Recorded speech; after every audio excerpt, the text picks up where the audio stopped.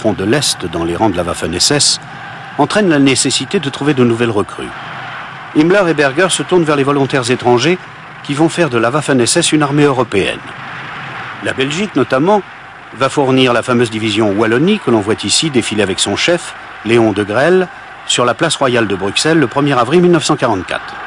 Cette parade à laquelle assiste Sepp Dietrich lui-même et qui avait été précédée en février d'un meeting au Palais des Sports de Bruxelles au cours duquel de Grelle avait harangué ses partisans, représente bien l'état d'esprit des volontaires des nombreux pays qui commencent alors à rejoindre les rangs de la Waffen-SS.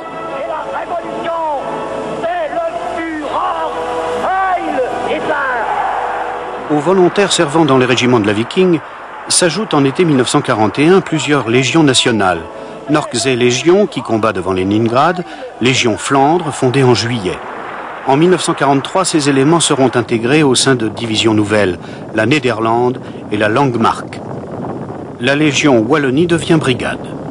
Plus tard viendront d'autres unités comprenant entre autres des Français, des Italiens, des Slaves, des ressortissants des pays du centre de l'Europe et des Balkans. L'une des caractéristiques des formations de Waffen-SS est le culte du courage sans limite, dont l'unique récompense sont les décorations portées pendant les combats et remises sur le champ de bataille, comme ici par Sepp Dietrich, remettant à ses hommes des croix de fer de première et de deuxième classe.